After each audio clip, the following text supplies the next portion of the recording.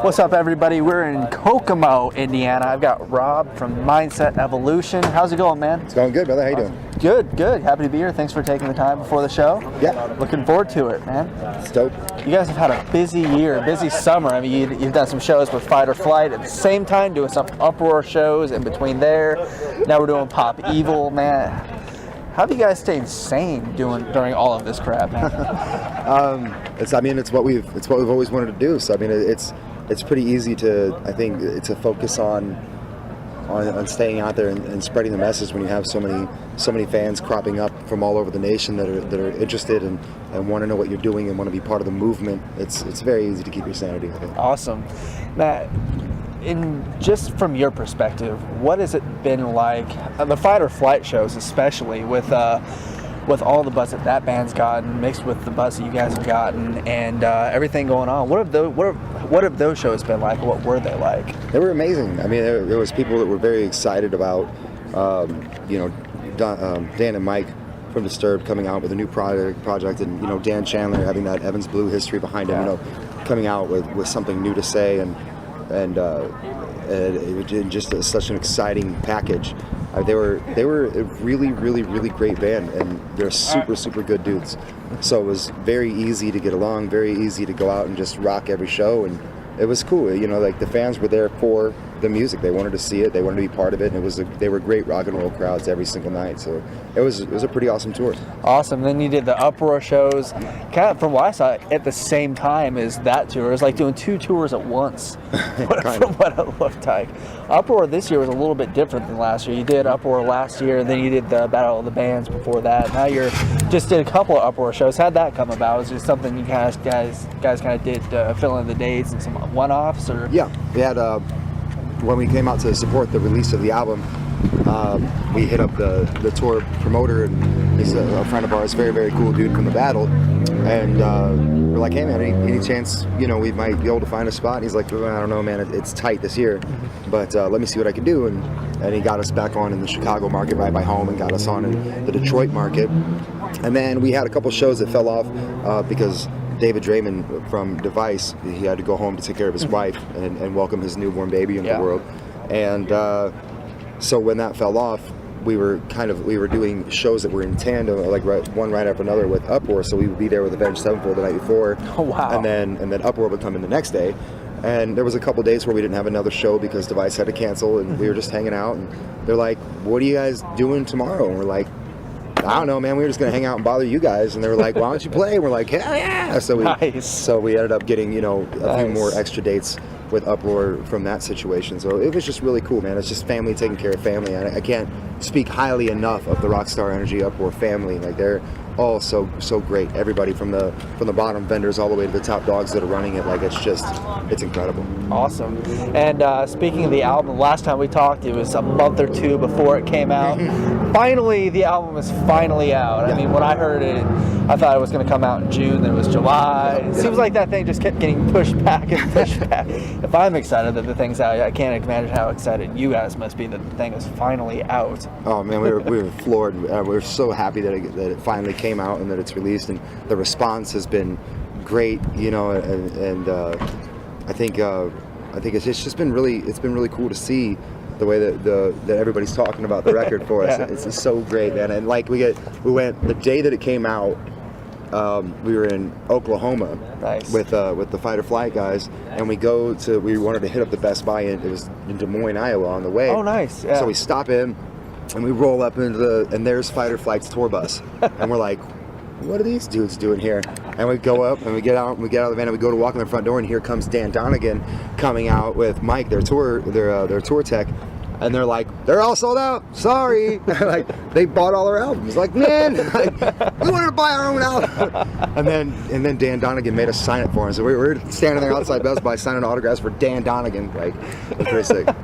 I'm from Iowa, so I'm from like 3 hours away from Des Moines. So I love that city. Yeah, it's a good place. Good rock city too. Mm-hmm. Good rock energy there, man. When you sat down to write this debut, what were some of the things? There's the saying, you have your whole life to write your first album. You have just maybe a year to write the second album. What was writing this record like for you guys, and how long overall really did it take to write it? It actually, the album came together over the course of 2 years in the span of about 6 months. Okay. We had won the Rockstar Energy Uproar Battle of the Bands, obviously, and we had to go out and record with Jay Baumgartner out at NRG Studios in Hollywood. And so for that, we had to write a cluster of music. So we wrote like something like 8 songs, I think. And only 5 of those songs got picked for the EP that we recorded with him. And then we went out and we did the tour, and then we got signed, and we come off tour, and they're like, we need you guys to do a whole album. So we went back home, and we started writing again. We wrote like 12 more songs, so we have 20 songs now. And 5 of those have already been recorded. And so we have 15 to choose from, and we go up and we meet with Johnny K, and out of those 15, 8 got chosen.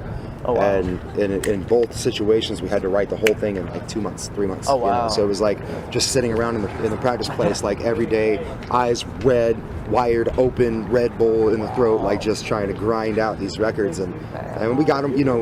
I'm happy with what came out of it. It was really cool to see that be created in such a short amount of time by our group. Especially, we had 2 brand new members come in right at the beginning of the process of writing this album. So for them to acclimate themselves so quickly and still produce what I think are some of the best songs we've ever written is really, really cool. Let's talk about the title, Brave, Bold, and Broken, which is a great album title. It sounds like there's a lot of personal meaning behind that title. For sure. Can you talk a little bit about the title and really what it means to you? Sure. I think, it's all about being,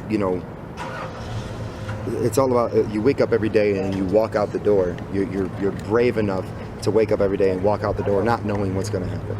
And you have to be bold enough to stand on your own 2 feet and say, this is what I want, this is what I'm after. The problem is that we're all so tragically broken from the chute. Like we all come out, we have a world ahead of us that we have to figure out how to identify, and we have to figure out how to live inside of and work inside of. And everybody's got a different personality, and we have to learn how to work with all of those. And you got all your own issues and baggage that you're carrying with you as they are with themselves, and you have to figure out how to make all of that work. And it's, that's just the essence of life, is coming out of that on the other end. Like happiness is defined by strength, struggle, and perseverance. And it's just a statement to say, this is what we all go through. We're not so alone. We don't have to be scared. We don't have to be worried. This is life. This is what it's supposed to be. It's supposed to hurt. It's supposed to suck. Because once it's done hurting and sucking, it's awesome. You're like, God, that sucks so much. This is great. And so, it's just an affirmation that it's going to be okay. Awesome.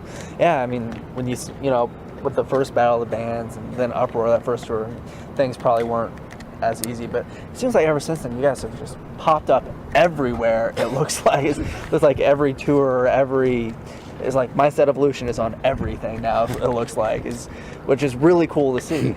So, because I remember seeing you guys at Uproar last year in Indianapolis, and I was like, who are these guys? And I was really impressed. And then I saw the album was coming out, and then Fight or Flight tour, and then Uproar again, and then this tour.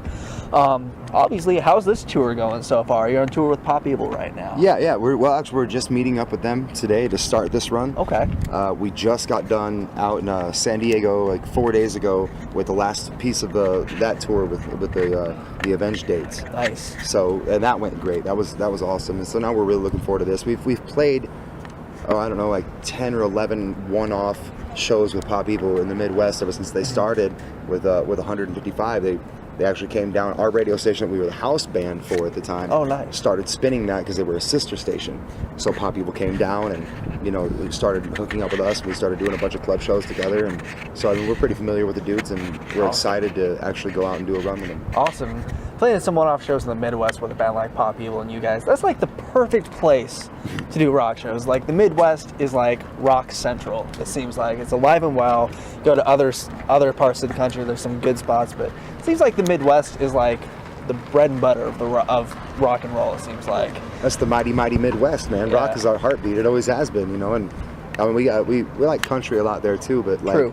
For the most part, we are a very, very rock area, and I think it comes with that rise or grind attitude. Like we all work our asses off. So it goes back to that whole Bruce Springsteen, I Am Every Man kind of vibe in the Midwest. And I'm happy to go home like at the end of this tour and see everybody, because it reminds you. I mean, I was building Caterpillar tractors 2.5 years ago. I was there, wow.